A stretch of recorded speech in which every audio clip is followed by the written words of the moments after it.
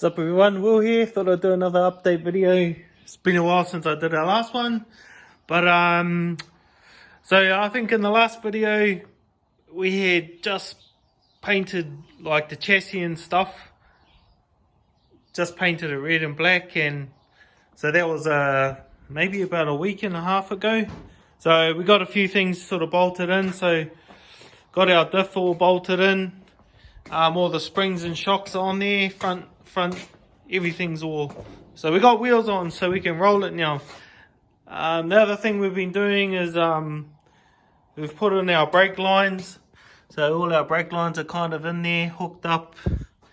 And so I haven't bled them yet, but and still got to sort of pop rivet them to the chassis so they don't bounce around and stuff. So that's all done. Got to try and find a cap for this petrol tank, otherwise I'm probably going to have to find someone who can do some stainless welding and make something. But that's one thing we're sort of looking for on the stock car. Done a lot of sanding and bogging on this body. You would have might have seen one of the older videos. It was black and white, but we've sort of sanded all that off and sort of got a little bit more bogging and stuff to do on it. But that's pretty much, and we've got this one too. That one's just going to be a spare, but that one needs a bit of work. So we'll be doing a bit of that today. Bonnet, we've sort of painted our bonnet up. Just got it ready for painting. Just got a little bit of grill stuff to put in there. That stuff over there. Going to put some of that on the cover up there. Hole stop mud getting in there. So our motor's sort of sitting on the ground. We've been mucking around, working on the gearbox and the clutch plate and all that stuff. So this is our gearbox we're using, but what we did have, we had a sandwich plate in there, which I'll just go grab. So we had this thing in here. It's about 50mm thick, but all clutch plates and everything all over the place. And this was our spigot bearing that was in the motor. Wrecked it pulling it out, but it was jammed in there pretty hard. But it wasn't going to be any use to us, so we got another one. This one here's got a smaller internal diameter for the ZF box, so we'll be putting that in there. But the problem that we did have is that the spigot wasn't even getting close to the gearbox. Input shaft wasn't getting close to the gearbox, where it sits in the crankshaft. So we took that out and modified our gearbox.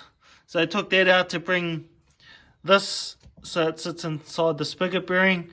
So that's done. So now we've just got to muck around figuring out our clutch. Not going to go with the Hell, we're just going to go with a normal slave cylinder and like a clutch arm.